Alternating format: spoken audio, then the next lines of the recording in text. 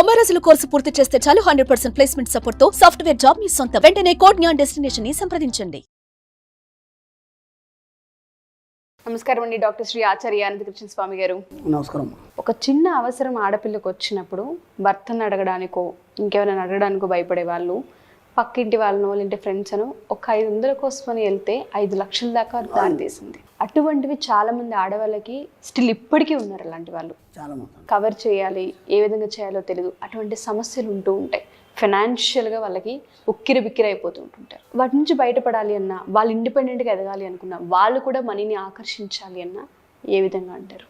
మన సబ్జెక్ట్లో చాలామంది కొందరు ఏం నమ్ముతారంటే అదృష్టం ఉంటే అన్ని కలిసి వస్తాయి చెప్తూ ఉంటారు సార్ ఇది మాట. అదృష్టం ఉంటే అన్ని కలిసి వస్తాయి, మనం ఏం చేసే అవసరం లేదు, అదృష్టం కావాలా, దేనికైనా భాగ్యం కావాలా. ఇక్కడ ఎలా ఉంటుందంటే విచిత్రం, అదృష్టానికి డబ్బుకి సంబంధం లేదు. అసలు అదృష్టానికి డబ్బుకి సంబంధం లేదు. ఎందుకంటే మనం ఇంత కూడా ఒక మాట చెప్పుకున్నాం అంటే చదువుకి డబ్బుకి సంబంధం లేదు. ఇప్పుడు మా దగ్గర క్లాస్లో వస్తారు అన్ఎడ్యుకేటెడ్స్, అసలు కనీసం రాయడం కూడా రాదు. జస్ట్ క్లాస్ వింటారు, నేను చెప్పేటప్పుడు ఒక 2-3 పదాలు పట్టుకుంటారు, దాంతోనే లక్షలు సంపాదించేస్తారు. ఎన్నో అచీవ్మెంట్స్ కూడా ఉన్నాయి మన ఇన్స్టాగ్రామ్లో, ఎన్నో అచీవ్మెంట్స్ కూడా ఉన్నాయి. ఇంకా కొందరు ఉన్నారు, వాళ్ళని చూస్తే అనిపిస్తుంది అసలు వీళ్ళు నిజమేనా చెప్తుంది అనిపిస్తుంది. నేనే ఆశ్చర్యపోతాను. వాళ్ళు ఎవరు కూడా నాకు తెలియదు. వాళ్ళు అచీవ్మెంట్స్ చెప్తున్నప్పుడు ఈ అమ్మగారు ఏంటి ఇలా సాధించారా, ఇంత సాధించారా, మనమే ఆశ్చర్యపోతాం. ఓ 50 లక్షలు పెట్టి ఇల్లు కొన్నాను అంటారు, లేదంటే ఓ కారు కొన్నాను అంటారు, లేదంటే ఒక 20 లక్షలు అప్పు కట్టేశాను నేను 3 నెలల్లో అంటారు. అంటే ఎలా ఉంటుందంటే సిచ్యువేషన్ అక్కడ అదృష్టం తోడు కాలేదు వాళ్ళకి. అదృష్టం తోడు కావాలనుకున్నప్పుడు ఈ 10-20 సంవత్సరాల నుంచి వాళ్ళు ఇబ్బందులే పడుతున్నారు. ఇంకెప్పుడు వస్తుంది అదృష్టం? 20 సంవత్సరాల నుంచి రాని అదృష్టం ఇప్పుడే వస్తుందా? కొందరికి 50 సంవత్సరాలే అదృష్టం రాదా? ఎప్పటికీ అలా పరిస్థితులు అలాగే ఉంటాయా? 50 సంవత్సరాలనే అదృష్టం రాలేదా? అప్పటికి ఇంకా అప్పుల్లోనే ఉంటారా? ఒక ఎంప్లాయీని తీసుకున్నప్పుడు కానీ కొందరు తీసుకున్నప్పుడు, కొందరు సిచ్యువేషన్ నేను ఆలోచించినప్పుడు, వాళ్ళు చనిపోయిన తర్వాత వాళ్ళ అప్పులు పిల్లలు కడతారు. అది ఎంత దౌర్భాగ్యం వస్తుంది. పిల్లలు ఎందుకు కన్నాము? మన అప్పులు కట్టడానికి కన్నాము మనం. అసలు వాళ్ళకు ఫస్ట్ నువ్వు కన్నందుకు వాళ్ళకి అన్ని సకల సౌకర్యాలు ఇవ్వాలి. ఒక తండ్రిగానో తల్లిగానో బాధ్యత మీది. అది ఇవ్వలేని పరిస్థితి. ఎప్పుడు వాళ్ళకి ఏ కోరికలు కోరినా సరే ఇప్పుడు కాదు, ఇప్పుడు డబ్బు లేదు, ఇప్పుడు సరిపోదు, ఇవే తప్ప ఏనాడు కూడా వాళ్ళు అడిగిన దానికి మరి పుష్కలంగా ఇచ్చింది లేదు. అర్థమైంది? దాంతోపాటు అప్పులు చేసి పెట్టారు. మీరు చనిపోయిన తర్వాత కూడా మీ అప్పులు కట్టాలి వాళ్ళు. ఎంతవరకు ఇది ఒక లిమిట్ అనేది. మరి వాళ్ళకి అదృష్టం ఎందుకు తెలిసి రాలేదు? వాళ్ళు ఏం పాపం చేశారు? ఒకసారి ఆలోచించు. అదృష్టం అనేది నీకు కలిసి రాదు. అదృష్టాన్ని నువ్వు కొని తెచ్చుకోవాలి. మన సబ్జెక్ట్లో మనం కొని తెచ్చుకుంటాం అదృష్టాన్ని. అదృష్టం అనేది కలిసి రావడం, అదృష్టం అనేది ఒకటి ఉండడం అట్లాంటివి ఏమీ లేవు మన సబ్జెక్ట్లో. ఎందుకంటే ఒక మామూలు వ్యక్తి, ఒక కామన్ మ్యాన్ ఈరోజు ఇంత సంపాదించి స్థాయికి వస్తున్నాడు, దాంతోపాటు ఒక మంచి చక్కని క్రమశిక్షణ కలిగి ఉన్నాడు అంటే దీనికంటే కారణం ఏంది? సబ్జెక్ట్లో మనం పెట్టే నియమాలు కావచ్చు, లేదంటే మనం చెప్పే పద్ధతి కావచ్చు, లేదా డబ్బును ఆకర్షించే విధానం కావచ్చు, ఇవన్నీ తనకు అదృష్టాన్ని తీసుకొచ్చి పెట్టాయి. అర్థమవుతుంది? తనే తెచ్చుకున్నాడు తన అదృష్టాన్ని. కాబట్టి ఎవరో మీ తలరాత రాశారు, మీ జీవితం ఇలా ఉంది, అదృష్టం కలిసి వస్తుంది, వాడికి అదృష్టం కలిసి వచ్చింది, ఇట్లాంటి మాటలు నమ్మకండి. First point. 2, ఎవరో ఏదో చెప్పి మీ జీవితాన్ని మారుస్తారనే మాటల్ని కూడా అస్సలు నమ్మకండి. మన సబ్జెక్టులో లేదు. ఎందుకంటే మన సబ్జెక్ట్లో మనం ఎవరి మాట వినాం. ఎందుకు? మాటలు ఎవరు వింటారు? మీ యొక్క లో ఫ్రీక్వెన్సీ ఉన్నప్పుడు మాత్రమే ఎదుటివారి మాటలు వింటారు. అప్పుడే వాళ్ళు ఆర్థిక ఇబ్బందులు ఎదుర్కొంటారు.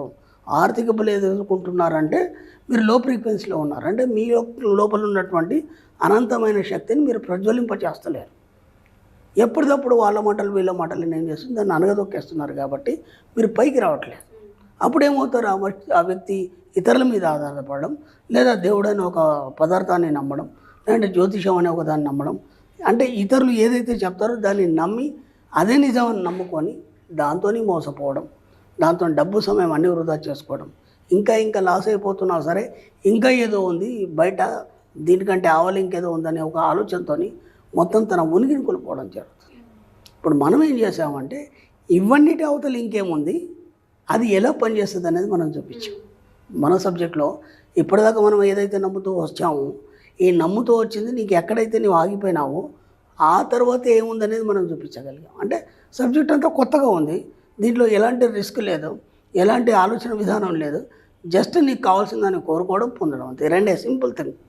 దీనికి ఖర్చు లేదు. ఫస్ట్ ఎవరిని నమ్మడం లేదు, ఎవరి మీద ఆధారపడడం లేదు, ఏది లేదు ఇక్కడ. జస్ట్ నీ యొక్క ఫ్రీక్వెన్సీని పెంచుకోవడం వల్ల, అంటే నీ యొక్క ఆలోచన విధానాన్ని పెంచుకోవడం వల్ల, నీలో ఉన్నటువంటి జీవరసాయన శక్తిని నువ్వు ఉత్పన్నం చేసుకోవడం వల్ల నీకుగానే అన్నీ సంపాదించుకోవడం, నీకుగానే నీ అదృష్టాన్ని సృష్టించుకోవడం జరుగుతుంది. ఇక్కడ ఏం చెప్తున్నావు అంటే, ఒక వస్తువు నీ లోపలికి రావడానికి, నీ దగ్గరికి రావడానికి దానికి జీవరసాయన శక్తి, భూరసాయన శక్తి రెండు తోడు కావాలంటాం. ఎందుకంటే ప్రతి వస్తువు ఎక్కడ తయారవుతుంది? భూమి లోపల తయారవుతుంది. ఇక్కడ ఉన్న మెటీరియల్ అంతా భూమి నుంచి వచ్చింది కదా, అవునా కదా? ఇప్పుడు ఆ భూమిలో సూర్యుడి ద్వారా కెమికల్ రియాక్షన్ జరుగుతుంది. ప్రతి వస్తువు ఏం జరుగుతుంది? సూర్యుడి ద్వారా భూమి లోపలికి ఆ సూర్యకిరణాలు వెళ్ళి లోపల అక్కడ కెమికల్ రియాక్షన్ జరిగి ఆ వస్తువు రూపొందుతుంది. దాన్ని మనం బయటికి తీసి మెటీరియల్ తెచ్చిస్తాం. ఇప్పుడు నీకేం కావాలి? నీకు కావాల్సిన కోరిక నువ్వు కోరుకోవడానికి నువ్వు భూమి మీద ఉన్నావు కాబట్టి భూమిలో ఉన్న సంపద నీకు రావాలి.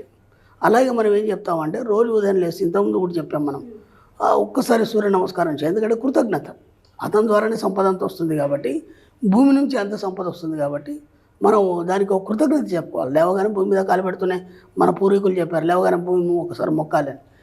మొక్కాలంటే దేవుడు అని కాదు, అక్కడ దానికి కృతజ్ఞత చెప్తున్నాం. ఒక నమస్కారం చేయడం అంటే కృతజ్ఞత. అది ఏదో మనం మించి ఒక అనంతమైన ఎనర్జీ ఉంది. ఆ ఎనర్జీని మన లోపలనే చూసుకోవాలన్నప్పుడు ఆ భూమి నుంచి, అలాగే నీ శరీరంలో ఉంచే జీవరసాయన శక్తి, ఆ భూరసాయన శక్తిని ఈ రెండింటిని ఏకం చేసినప్పుడు ఇవి రెండు విశ్వానికి సప్లై చేయబడి అక్కడి నుంచి నువ్వు కోరుకున్నది నీ జీవితంలో రావడం జరుగుతుంది. ఇది సూత్రం, ఇది సైంటిఫిక్. ఇది నేనేదో చెప్పడం కాదు, ఇది సూత్రం. ఇది ఒక వస్తువు ఎట్లా ఉత్పన్నం అవుతుంది, ఎలా నీ దగ్గరికి వస్తుంది అనే దానికి ఈ సూత్రం. ఇది దీనికి అదృష్టానికి సంబంధం ఏముంది? True sir.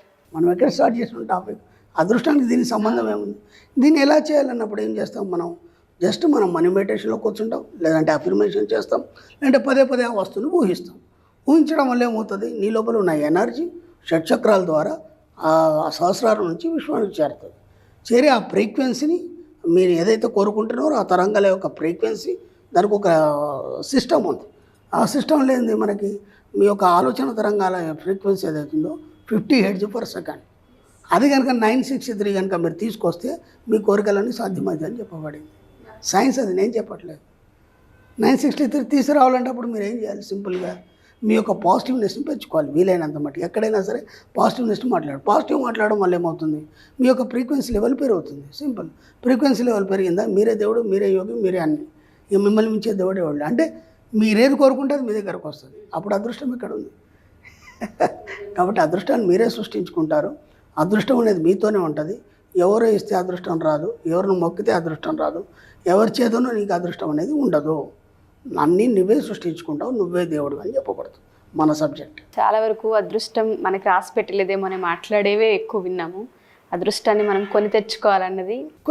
ఎందుకంటే సైంటిఫిక్గా మనకు ప్రూఫ్ అయింది కదా, ఇది ఒక సబ్జెక్ట్ అనేది ఉంది కదా. ఏదో మనం ఇక్కడ కూడా మనం అతిశయోక్తులు చెప్పట్లేదు, అది వాస్తవాలే చెప్తాము.